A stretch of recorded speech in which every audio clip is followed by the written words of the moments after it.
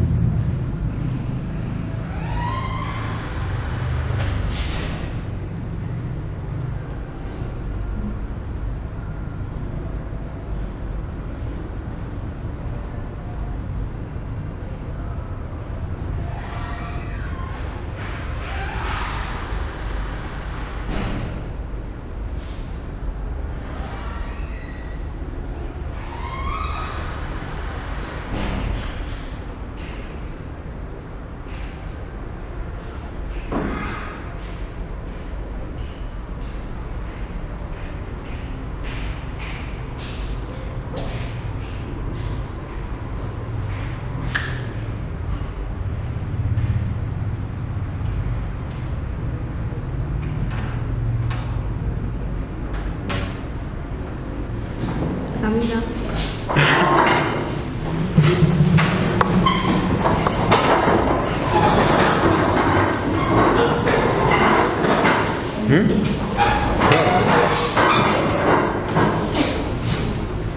Okay, so we have put in place that right here at the middle drive, right, is this destruction taking place, right? Destruction of beginning. Yeah.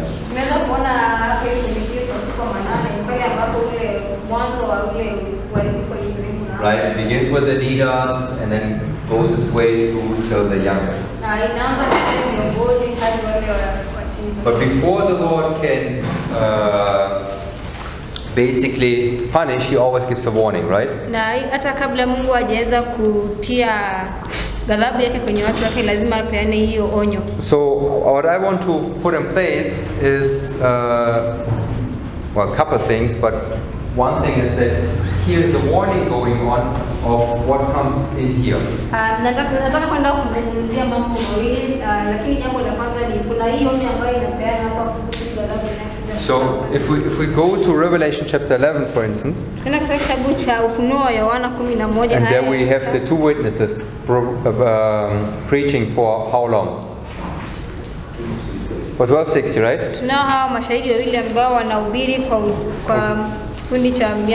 So on our line, from where to where did 1260 go? To the final review, right? But this is the 1260, and that's where the two witnesses prophesied, right?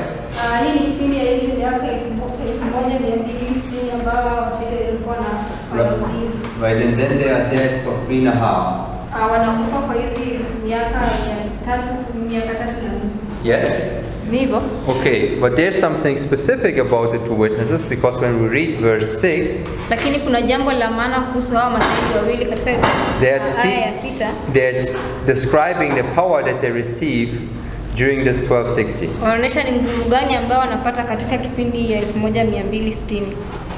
Okay, shall I read or do you want to read? Okay. Hawa wana amri ya kuzifunga mbingu ili mvua isinyeshe katika siku ya unabii wao, na wao wana amri juu ya maji ya kuyageuza kuwa damu na kuipiga nchi kwa kila pigo kila watakapo. So what does it say here? What do they have power to do? Inasema hapa nini kwenye aya hii, wana uwezo wa kufanya nini? Shut heaven, right? Who was this? Kufunga mbingu. Huyu alikuwa ni nani? Elijah, right? Alikuwa ni Elia. And what else are they allowed to do? Na nini tena wanakubaliwa kufanya? Turn water to blood, right? Badilisha maji iwe damu. Who is this? Huyu ni nani? Moses, right? Musa. Okay, so we see here that the two witnesses, they are represented through Elijah and Moses. Tunaona kwa mashahidi hawa wanaashiria Musa na Elia. Right? And They are allowed to shut up the heavens and to turn the water into blood. Wanakubaliwa kufunga bingu na pia kubadilisha maji iwe damu. So the water that were turned into blood, right, is which plague? Maji kubadilisha kuwa damu ilikuwa ile pigo gani? The first of the 10, right? Ilikuwa pigo la kwanza. Okay. And why did the plagues come upon Egypt? Na kwa nini hizi mapigo ilikuja Misri? Yes, because Pharaoh refused to let God's people go, right? Kwa kuwa Farao alikataa hawa watu waondoke. And what did he do? Na aliwafanyia Or what did he let them do?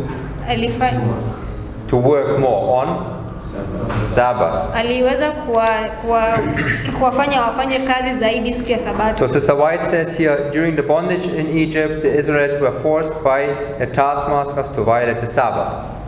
Inasema kuwa wakati ambapo walikuwa mtumwani kule Misri, hao wana Israeli wakubwa wao waliwafanya waikatae ama wasitunze Sabato. So when the Sunday law comes here, Wakati ambapo hii sheria ya Jumapili inakuja hapa, right, then this is the result of it will be the first plague that comes, right, and this the water turned into blood. Tukio la kwanza ni ile maji kubadilisha kuwa damu ambayo ni ile pigo la kwanza. So this means basically that the first plague would begin right here at this, of the 10th, we would mark right here at the Sunday law, right? Hii inajulisha kuwa ile pigo la kwanza inakuja wakati wa sheria ya Jumapili. Yes? No? Ni hivyo ama si hivyo? Yes, all right. Ni hivyo. So, and there's something specific between the in the 10 plagues. Kuna jambo la muhimu katika hizi pigo 10. What is the difference between the first 3 and the last 7? Kuna utofauti gani kati ya hii ya kwanza ya tatu na hii mwisho ya hizi 7 ya mwisho? The first were upon all, right? Ya kwanza ilikuwa inajumuisha kila mtu. And the last 7 were upon the Egyptians. Na hiyo ya 7 ya mwisho ilikuwa inawadhiri wana Misri peke yake. So the third plague, what was specific about the third plague? Hii pigo la 7 ni nini kilikuwa cha maana sana kwenye hii pigo?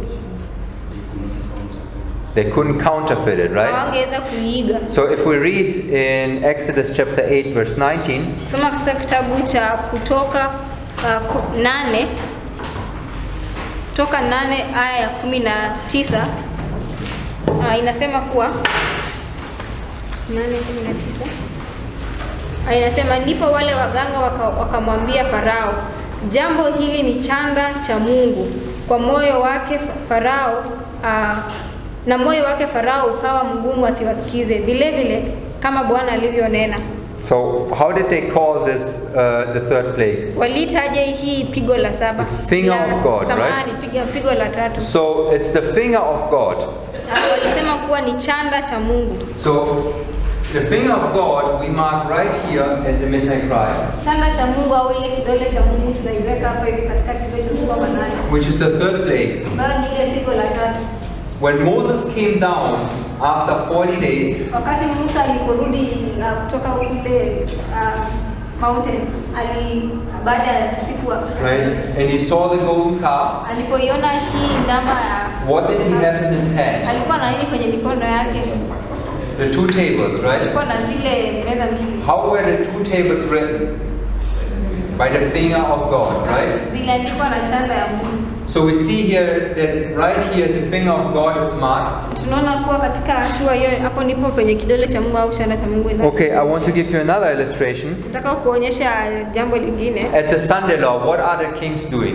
Katika sheria ya Jumapili hao wafalme wanafanya nini? In relation to Revelation 18. Ukizingatia kitabu cha Ufunuo wa Yohana 18. Yeah, they commit fornication, they drink the wine, right? Wanakunywa ile mvinyo ama wanafanya uasherati. So you have Belshazzar, right, drinking the wine. Tuna huyu Belshaza ambaye anakunywa ile mvinyo. Right? And there comes a point where Belshazzar, right, sees a finger upon the wall, right? Na inafika wakati ambapo huyu Belshazzar anaona maandiko kwenye ukuta. And what is this finger? What is the finger writing? Na hii chanda au kidole inaandika nini? Mene mene tekel upharsin. Inaandika hiyo mene mene tekel. What is this? Hii ni nini? the curse, right? Hii ni laana. It's the 25:20. Ni hiyo 25:20. So the finger of God represents the curse, right? Chanda cha Mungu inaashiria laana. So you see how when the finger of God appears, right, somebody receives the curse. Tunaona pale ambapo chanda cha Mungu ikiwa kuna mtu anapokea hiyo laana. Right, and other people receive the blessing. Na watu wengine wanapokea baraka. That's what we want to look at. Hiyo ndiyo ambayo tunaenda kuzungumzia. Because, and I'm not so much going into Belshazzar yet for right now. I just want to take some principles from it. Simzungumzii sana Belshazzar, lakini naenda kuangalia kanuni. But when the finger of God appears to Belshazzar and he receives the curse, pale ambapo chanda cha Mungu inaonekana anapokea ile laana. in Daniel 5:6 we can read that his countenance was changed. Tunasoma katika kitabu cha Danieli 5, tunaona kuwa uso wake ilibadilika. So just keep that in mind, aiweke hayo kwenye maarifa because I want to bring you bring now another story in. Kwa kuwa nataka nilete hadithi nyingine tena. It says in Desire of Ages 4:61. Inasema katika roho ya unabii. It says, and speaking about Mary when she was brought before Jesus because she was caught in adultery. Inaongelea Maria pale alipoletwa mbele ya Yesu Kristo kwa kuwa alipatikana akifanya uasherati. It says, Jesus looked for a moment upon the scene, the trembling victim in her shame, the hard-faced dignitaries devoid of even human pity. His spirit of stainless purity shrank from the spectacle. Well he knew for what purpose this case had been brought to him.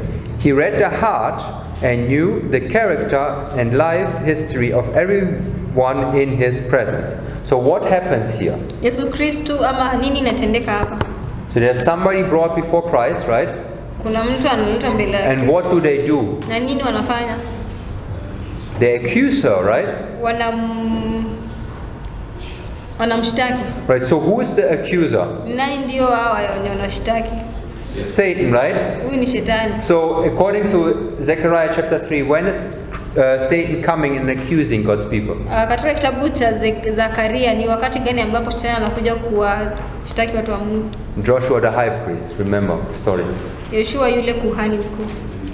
It's the investigative judgment, right? Ni hapo katika upelelezi.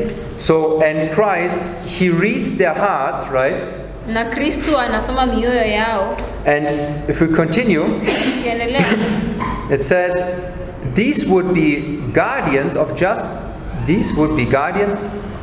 justice had themselves led their victim into sin, that they might lay a snare for Jesus. Giving no sign that he had heard their question, he stooped and fixed his eyes upon the ground, began to write in the dust.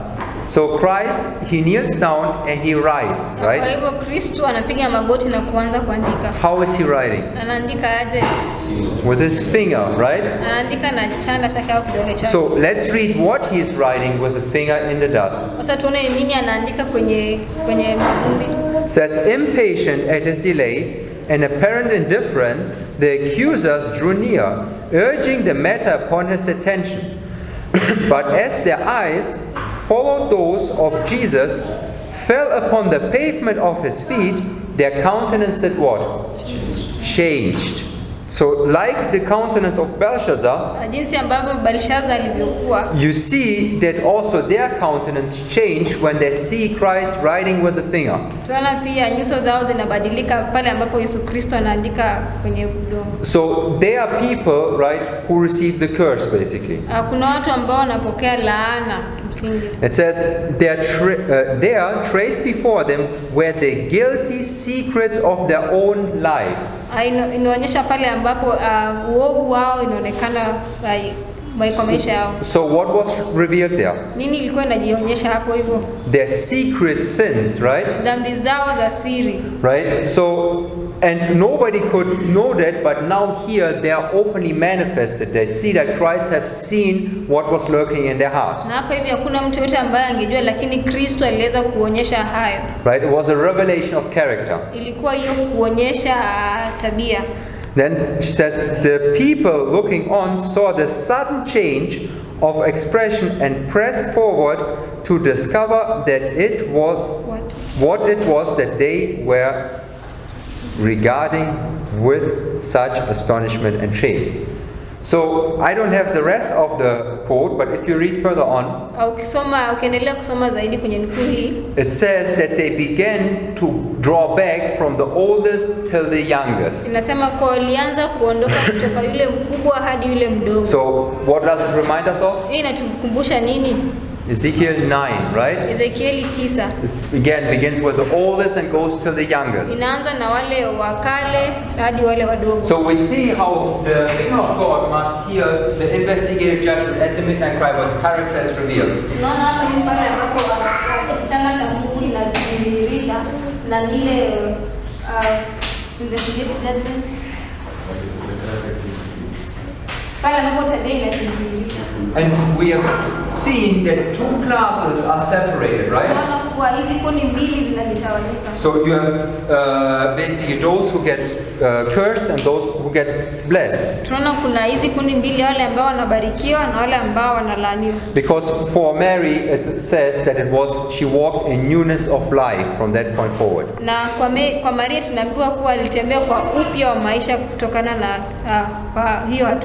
So what you can see is that the first three plagues marked from the Sunday Lord till the midnight cry. Kile ambacho tunaweza kuona kuwa ni zile pigo kutoka sheria ya Jumapili hadi kilele cha siku ya manane.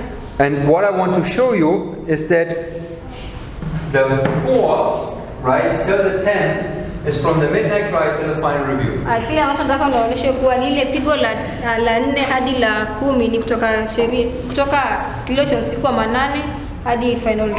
So, but before we go there, let's go back to Revelation chapter 11. And let's read verse 7 to 10. Inasema hata watakapomaliza ushuhuda wao, yule mnyama atokaye katika kuzimu atafanya vita nao, naye atawashinda na kuwaua, na mizoga yao itakuwa katika njia ya mji ule mkuu uitwao kwa jinsi ya roho Sodoma na Misri, tena ni hapo Bwana wao aliposulubiwa. Na watu wa hao jamaa na kabila na lugha na mataifa wataizama mizoga yao siku 3 nusu, wala hawaiachi mizoga yao kuwekwa kaburini. Okay, so it says that the two witnesses, they are killed for 3.5 days, right? Inasema kuwa hawa mashahidi wawili wanauliwa kwa hii kipindi ya siku 3 nusu. And what is the world doing? Na nini ambayo dunia inafanya? They rejoice, right? Wanafurahia. Why? Kwa nini? What does it say? Inasema nini? What have the two witnesses done? Wao mashahidi wawili wamefanya nini? They have tormented, right? Wamewatesa. So the two witnesses, right, from the Sunday Lord till the point where they torment they torment basically the nations, right? Mashahidi wawili wanawatesa mataifa. So, and what is the torment what is the torment? Na hii kutesa ni nini haswa? Right, according to what we have read prior to it, it's the plagues that they bring down upon the earth, right? Ni kwa haya ambayo tumezisoma ni hizi pigo ambazo wanaleta kwenye ardhi. Yes. Ni hivyo. Okay. So, but how is it actually that God's people torment? Ni jinsi gani ambavyo watu wa Mungu wanatesa? Yes, through the message, right? Kupeana ujumbe ukweli. So, for instance, we understand this, we're not going to teach that deeply, but if we go to Revelation chapter 9, katika kitabu cha Ufunuo wa Yohana 9, it says that we read verse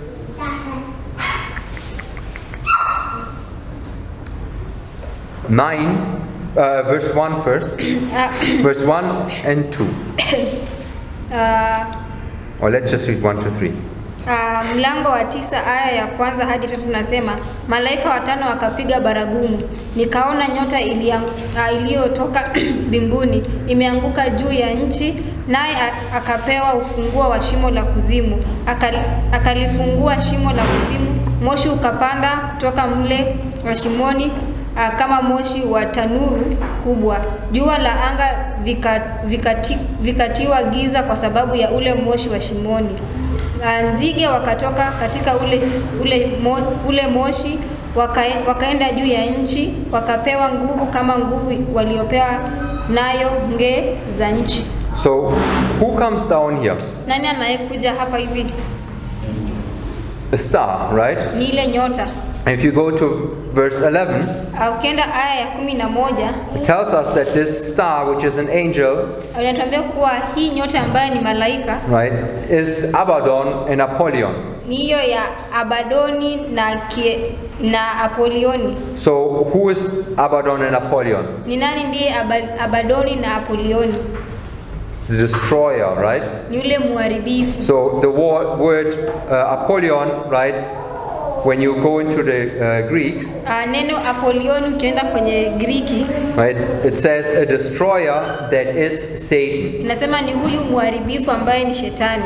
So the angel that comes down is Satan, right? Huyu malaika ambaye anatua ni shetani. And he opens the bottomless pit. Na anafungua ile shimo la kuzimu. And you see that there are locusts that come up. Na unaona kuwa kuna zile nge ambazo zinatoka. Right, and verse 7 it says that they look unto horses. Na aya ya 7 inasema wanafanana kama farasi. So and what do they do? Na nini ambayo wanafanya? In verse 5. Aya ya 5. They torment, right? Wanatesa. So they torment for 5 months. Wanatesa kwa miezi 5. So what you see here is that there's a torment going on through these locusts. Unaona kuwa kuna hii teso ambayo inatendeka na inafanywa na hizi nzige. And it's Satan who loosed them. Na ni shetani ambaye anaoachilia. So if we go to Revelation chapter 14 verse 9 to 10. Tukienda katika kitabu cha Ufunuo wa Yohana 11 aya ya 9 na 10. Because remember we said that the torment by the two witnesses is a message. Na tulisema kuwa hii kutesa kwa mashahidi wawili ni ile ujumbe. So let's read verse 9 to 10 in Revelation 14. Aya ya 9 na 10 inasema, na mwingine malaika watatu akawafuata akisema kwa sauti kuu, mtu awaye yote akimshujudu huyu mnyama na sanamu yake na kuipokea chapa katika kipaji cha uso wake au katika mkono wake, yeye naye atakunywa katika mvinyo wa ghadhabu ya Mungu iliyotengenezwa pasipo kuchanganywa na maji katika kikombe cha hasira yake, naye atateswa kwa moto na kiberiti mbele ya malaika wa mataifa watakatifu na mbele ya mwana kondoo. So what does it say here? Nini ambayo inasema hapa hivi? Those who worship the mark and this image, what do they receive? Wale ambao wanaoabudu ile sanamu na huyo mnyama, yes, wanapata fire and brimstone, which is the wrath of God, right? Moto na ile kibiriti ambayo ni ile ghadhabu ya Mungu. And says they shall be tormented. Na inasema kuwa watateswa. So what is this wrath of God? Nini hii ghadhabu ya Mungu? Yes, 7 last plagues, Revelation 15 verse 1. Ni hizi mapigo 10 kutoka kitabu cha Ufunuo wa Yohana 15. You want to read this? 15. Revelation 15 verse 1. 15 aya ya kwanza inasema, kisha nikaona ishara nyingine katika mbingu iliyo kubwa na ya ajabu, malaika saba wenye mapigo 7 ya mwisho, maana katika hayo ghadhabu ya Mungu imetimia. So we can clearly see that the wrath of God, right, is this 7 last plagues and is likened unto be tormented through fire and brimstone. Na tumeona kuwa hii ghadhabu ya Mungu ni hiyo mapigo 7 ambayo imefananishwa na hii moto na kiberiti. So we said already in our previous presentation that at the midnight cry, when they worship the beast, they receive the 7 last plagues, right? Na tumeona kuwa pale ambapo wataanza kumwabudu hii nyama au hii sanamu katika kile cha siku 8 wanapokea hizi mapigo 7. Which is the wrath of God. Ambayo ni ile ghadhabu ya Mungu. And they receive the wrath of God why? Na wanapokea ghadhabu ya Mungu kwa nini? Worshiping the beast, yes. Umemwabudu huyu mnyama. Yes, receiving the mark of truth. Kupata hiyo kiburi hiyo ni Okay, kweli. how is this outwardly manifested here? Walikuwa wanajionyesha hadi kiinje. What do they do? Wanafanya nini? Remember, type and antitype. Kumbukeni hiyo aina na kamilifu. They crucified Christ, right? Wanamsulubisha Kristo. So because they crucified Christ, that's when they received then the plagues. Kwa sababu wanapokea zile mapigo kwa kuwa wamsulubisha Yesu Kristo. Because in Revelation 11, Katika kitabu cha Ufunuo wa Yohana 11, we read that in verse 8, 11 aya ya 8 tulisoma that they were killed waliuliwa and their dead bodies lie in the streets, na mizoga zao zikalala njia ya mji, right, of that great city spiritually called Sodom and Egypt, ule mji mkuu uitwaye jinsi ya roho Sodoma na Misri, where also our Lord was what? Crucified. tena ni hapo Bwana aliposulubiwa. So when the two witnesses are crucified, Pale ambapo hawa mashahidi wawili wanasulubiwa, right, their torment stops, kutesa kwao inaisha, right, but the 7 last plagues begin, lakini zile mapigo 7 zinaanza, right, from the oldest to the youngest. kutoka kwa ile mkubwa hadi ile mdogo. So the point that I want to make, Jambo ambalo nataka kusema, that when the two witnesses, pale ambapo hawa mashahidi wawili, right, they are prophesying here, pale ambapo wanafanya huo unabii wao kipindi hicho, right, which is likened unto a torment, ambayo imefananishwa na kutesa, right, it's a warning, ni ile onyo, right, about what is to come, kuhusu yote ambayo yanataka kuja. right, like every plague in Egypt was also a warning to Pharaoh about what is to come. Jinsi ambavyo zile mapigo iliyokuwa kule Misri kwa Farao ilikuwa onyo. So I want to just add a little bit to this, Nataka kuongezea juu ya hayo, because when the two witnesses die, that's when their torment stops, right? kwa kuwa pale ambapo hawa mashahidi wawili walipouliwa nipo mahali ambapo hii kutesa kwao inaisha. Right? It says when they are killed, everybody rejoices because they have tormented. Walipouliwa kila mtu anafurahi kwa kuwa hapa hivi walikuwa wamepokea. Right? And it's likened unto the first woe. Na inafananishwa na ile Right? And this is parallel to the first 3 plagues as we have seen, if you bring line upon line. Na imefananishwa na zile mapigo 3 ambayo ukileta laini juu ya laini. So, but when the first woe ends, what begins? Lakini pale ambapo hii Ends, what begins? If the first woe ends, what begins? pale ambapo hiyo woe ya kwanza inaisha, nini inaanza? The second woe, right? Ni hiyo woe ya pili. And what marks the beginning of the second woe? Nini inaashiria hii woe ya pili? If you go to Revelation chapter 9 verse 12 to 15. Kitabu cha Ufunuo Yohana 9 aya ya 12 hadi 15 inasema, ole wa kwanza umekwisha pita, tazama bado ziko ole 2 zinakuja baadaye. Malaika wa 6 akapiga baragumu, akasikia sauti moja iliyotoka katika zile pembe za madhabahu ya dhabahu iliyo mbele ya Mungu, akimwambia yule malaika wa 6 aliyekuwa na baragumu, wafungue nao malaika 4 waliofungwa kwenye mto mkubwa Frati. 15. Aya ya 15, wale malaika 4 wakafunguliwa waliokuwa wamewekwa tayari kwa ile saa na siku na mwezi na mwaka, ili kwamba waue theluji ya wanadamu. Okay, so what is loosed here? Nini ambayo inaachiliwa hapa? The 4 angels, right? Ni hawa malaika 4. So, and the 4 angels, what do they hold? Na hawa malaika 4 wako na nini? The 4 winds, right? Wako na zile We can read this in the next quote. pepo 4. It says, I saw that the 4 angels would hold the 4 winds until Jesus' work was done in the sanctuary. Then will come the 7 last plagues. So she says that the 4 angels hold the 4 winds. Inasema kwa hawa malaika wanne wanashikilia hizi pepo nne. And these are the 7 last plagues, right? Hizi ndizo zile pigo 7. So when here the 6th and perfectly fulfilled, obviously this would be at the close of probation, right? Inadhibitisha kamili hapa hivi katika mlango wa kufunga kwa mlango wa rehema. Right, but what I want to show is that this point here, right, is typified by this point right here. Kile ambacho nataka nionyeshe kuwa ni hii hatua inadhibitisha na ile hatua hapa. Because when the 4 winds, right, are loose right here. Pale ambapo hizi pepo nne zimeachiliwa hapa hivi. Right, you can see here under the second row the 4 winds.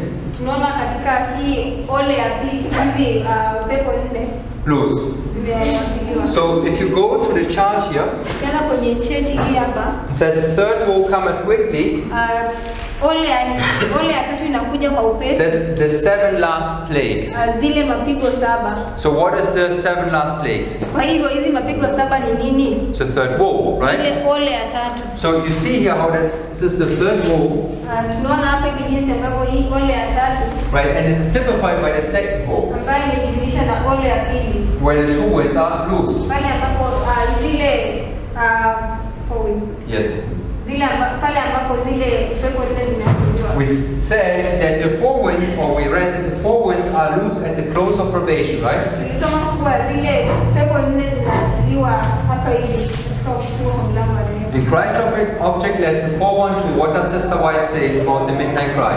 Dada wetu anasema nini kuhusu kilio cha usiku wa manane katika Christ Object Lesson? It's a crisis, right? Where character is revealed. Ni pale ambapo tabia inajionyesha. The great final test comes at the close of probation.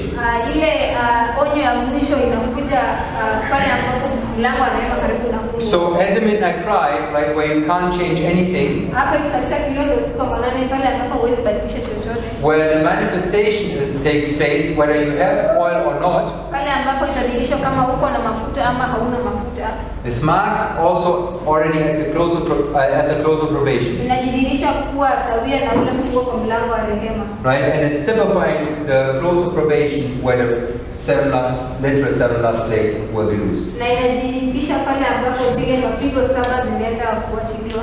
So we see that the 4 winds, they're the 7 last plagues, right? Tunaona kuwa hizi pepo nne ni zile mapigo 7. So I know Brother Mark wants to deal with it in depth. Najua kuwa ndugu Mark anaenda kuongelea. Right? We want to deal with the 4 winds system. Yes. Right? He will give you more information than I do. I just want to lay out some basics. Ndugu Mark ataongelea zaidi ama kwa undani kuhusu hizi. But what we have seen is the second woe is the 7 last plagues. Tumeona kuwa hii ole ya The third woe is the 7 last plagues. hii ole ya tatu ni mapigo 7. The second woe is the 7 last plagues, right? Ole ya pili pia ni ile pigo 7. So then, just if the second and the third is when the second and the third woe is the 7 last plagues, what is the first one? Aha. Ikiwa ile ole ya pili na ole ya tatu ni hizi mapigo 7. Kwa hivyo hii ole ya kwanza ni nini? Ni ile mapigo 7 pia. Right. So when Satan comes down here at the Sunday law, Pale ambapo Shetani anakuja hapa hivi katika sheria ya Jumapili, right? What is it that he wants to lose? ni nini ambaye anataka kuiachilia? The 4 winds, right? Ni zile pepo 4. Right, because it's north, east, south, and west. Right? All of them are there. Kwa kuwa ni kaskazini, mashariki, magharibi na kusini. Okay, so let me give you, go to Matthew 24. Tuna katika kitabu cha Mathayo mtakatifu 24. Just to give you some thoughts. Kuwapea wazo fulani. Matthew 24. And read verse 21. Aya 21. 21 inasema na kama siku hizo zisingali jina ni ngumu 24:21. zisingali fupi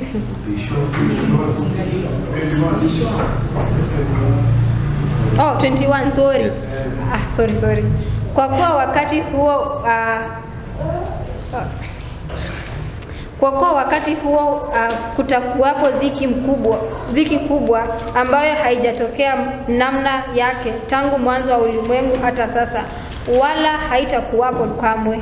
So what does it say here? What shall take place? Inasema nini hapa? Nini A itatendeka? great tribulation, right? Ni hiyo dhiki kubwa. So in past, what was this great tribulation? What was the great tribulation in the past? Kwa hapo awali hii dhiki kubwa ilikuwa ni nini? 1260, right? Ni zile miaka 1260. Right? This 1260. Oh, it's typifying this 1260. Inaashiria hii 1260. And what does it say about the great tribulation? Inaongelea nini kuhusu hii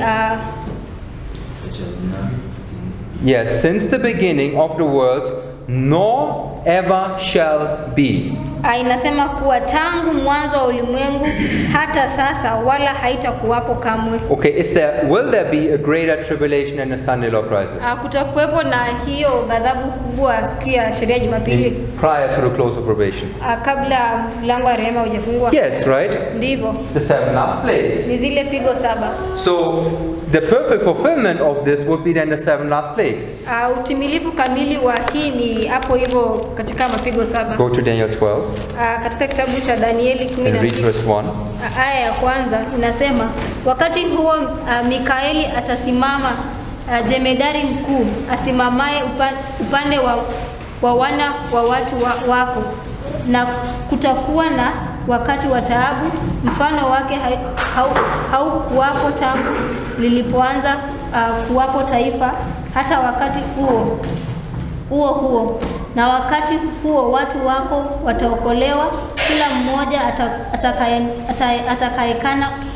atakayeonekana ameandikwa katika kitabu kile. Okay, so what does it say here about the tribulation when Michael shall stand up? Inasema nini kuhusu inasema nini wakati pale ambapo Mikaeli anasimama kuhusu hii taabu? There's been never such a tribulation, right? Nasema kuwa hapaja kuweko na taabu ka hiyo. So the 1260 as a symbol, right, is a symbol for the 7 last plagues, right? Hizi miaka 1260 ni sawia na zile mapigo 7. So when Satan comes down in the Sunday law, pale ambapo shetani anakuja chini katika sheria ya Jumapili, right, and he opens the bottomless pit, na anafungua ile shimo, right, he wants to lose his powers. Anataka kufungua nguvu zake. Sister White has a quote where she speaks about these 4 winds. Dada wetu ana hiyo nuku ambayo anaongelea hizi, and how do they look like? Na zinakaaje? Like an angry horse that seeks to break loose, right? Kama zile farasi ambazo zimeghadhabishwa. So the locusts in Revelation 9, what kind of a shape do they have? Zile nzige katika kitabu cha Ufunuo Yohana zinafanana na nini? Like a horse, right? Zinafanana na farasi. So we see that in Revelation 9, right? Well, the point I want to make is basically it's not only speaking about Islam, but it's speaking about the 4 winds. Katika kitabu cha Ufunuo 9 haiongelei tu Waislamu peke yake, lakini pia inaongelea kuhusu zile mapepo 4. Right? It's Satan's kingdom that receives power to do a work. Ni ile nguvu za shetani ambazo zinapata nguvu. So, but at the Sunday law, what takes place with the winds? Katika sheria ya Jumapili nini inachotendeka na hizi? They're holding, right? Zimeshikiliwa kwa. So let's read the next quote. Tusome nuku inayofuata. It says, I saw 4 angels who had work to do on the earth and were on their way to accomplish it. Jesus was clothed in priestly garment. He gazed in pity on the remnant, then raised his hand, and with a voice of deep pity cried, My blood, Father, my blood, my blood, my blood. Then I saw an exceeding bright light come from God, who sat upon the great white throne, and was shed all about Jesus. Then I saw an angel fly with a commission from Jesus swiftly. Then I saw an angel fly with a commission from Jesus swiftly flying to the 4 angels who had a work to do on the earth, and waving something up and down in his hand, and crying with a loud voice, Hold, hold, hold, hold, until the servants of God are sealed in their foreheads. So the 4 winds, they are hold back till God's servants are sealed in their foreheads, right? Hizi pepo 4 zinashikiliwa hadi pale ambapo watu wa Mungu wametiwa muhuri. It says, I asked my accompanying angel the meaning of what I heard and what the 4 angels were about to do. He said to me that it was God that restrained the powers, and that he gave his angels charge over things on the earth, and that the 4 angels had power from God to hold the 4 winds, and that they were about to let them go. But while their hands were loosed, the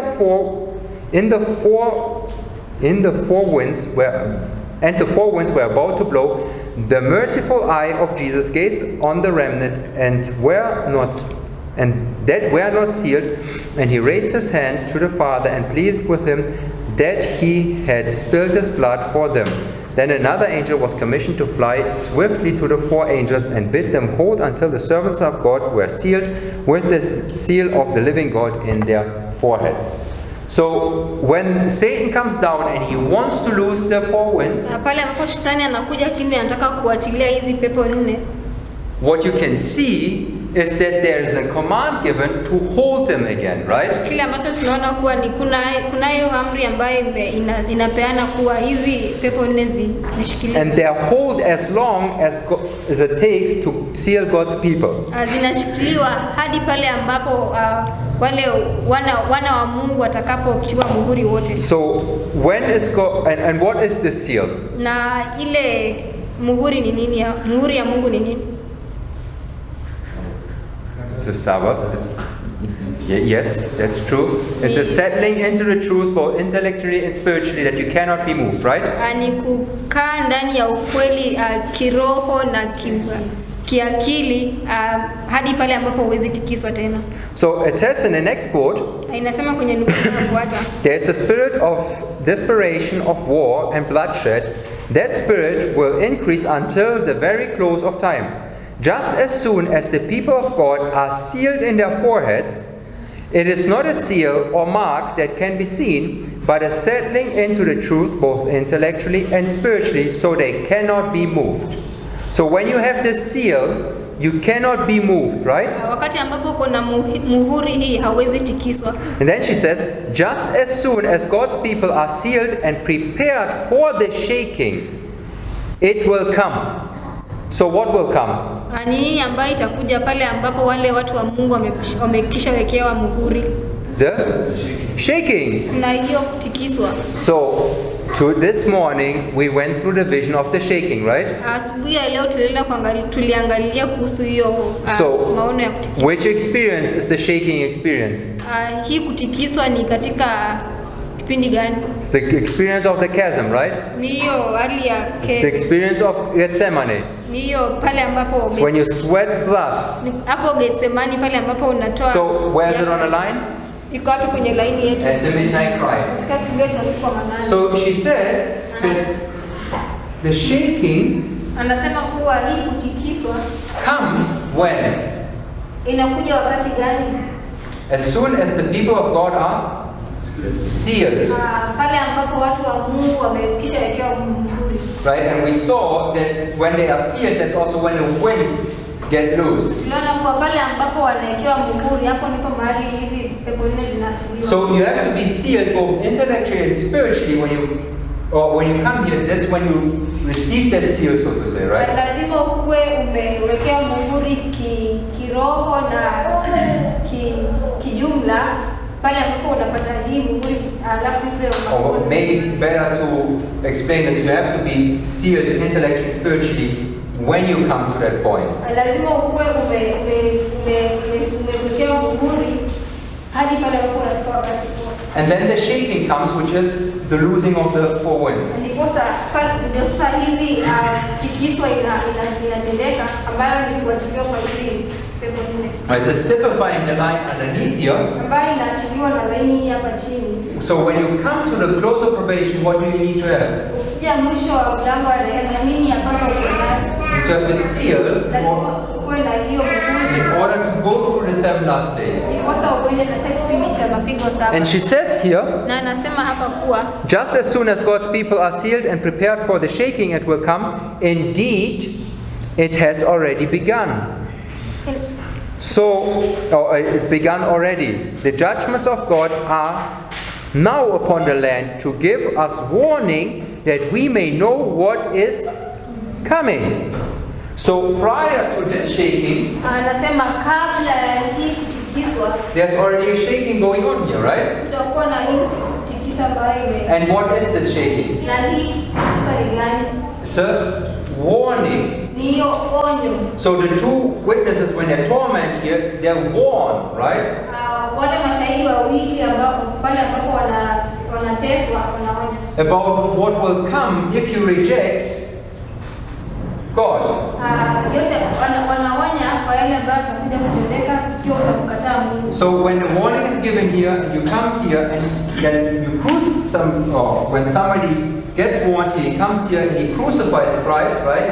Pale ambapo unaonywa hapa hivi alafu unakuja kumsulubisha Yesu Kristo. That's where the shaking begins. The four winds are loosed. Pale ambapo hiyo tikiso inaanza na hizi mawingu saba, hizi nini saba nne inaachiliwa. Marking the destruction of Jerusalem. Inaonyesha ile uharibifu wa Yerusalemu. But it says that you yourself have to be sealed intellectually and spiritually. Lakini inasema lazima mwenyewe uwe umewekewa muhuri kiroho na kimwili. Yes? Ndivyo. All right.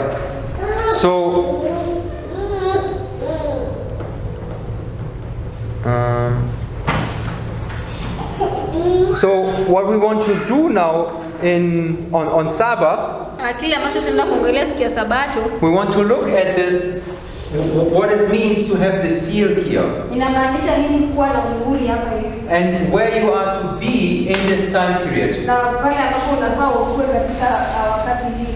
Right? Because the seal, the truth that settles where you have to be, in which you have to be settled intellectually and spiritually. Ile ukweli ambayo inafaa ukue umekaa ndani yake kiroho na kiakili. Right? It's obviously an intellectual knowledge, Ni ile akili ya but especially practicing what you understand, right? Lakini sana sana kujaribu kufanya yale ambayo uko. Because remember, when this shaking comes, what is revealed? Kumbuka Character. pale ambapo hii tikiso inatendeka ni pale ambapo tabia yako inajionyesha. So when the warning is given, you are to heed the warning, right? Otherwise, you will be shaken out. Pale ambapo onyo inapeana lazima usikie hii onyo, la sivyo utaondolewa. So the reason why we do all these things, Sababu ambayo tunapata mambo hii yote, at least for those who are already a little bit longer in the movement, kwa wale ambao wamekuwa wakifuatilia ujumbe huu, right? We understand that you have this type, right? From 2014, right? The midnight cry and then the silver Sunday law. tunaelewa kwa hapa hivi ni mwaka wa 2014, hapa hivi ni kilio cha siku 8 na hiyo sherehe ndio bila serikali. So when the midnight cry comes, Pale ambapo kilio cha siku 8 itakuja, you have to be settled into the truth spiritually and intellectually and spiritually. lazima uwe unajua ukweli kiroho na kiakili. Otherwise, you will be moved.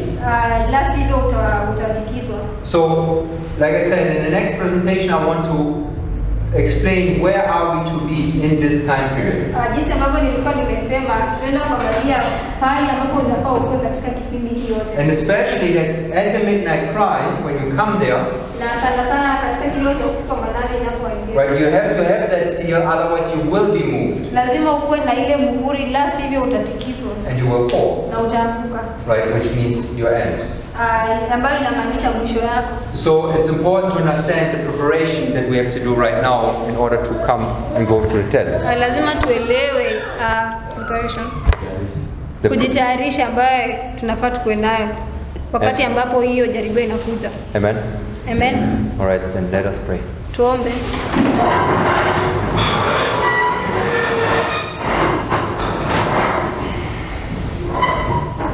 Dear Heavenly Father, and Lord, we thank you for the privilege of studying these things, and that you warn us of what is ahead of us. And I pray that we may take heed this warning, so that we will not be found wanting when the time comes. Lord, I pray that you may grant unto us the seal that we so badly need. Give us a living experience and living connection with you, and that we will submit ourselves fully to you and be guided through our life by you. And we put all these things before you. Thank you for this in Jesus' name.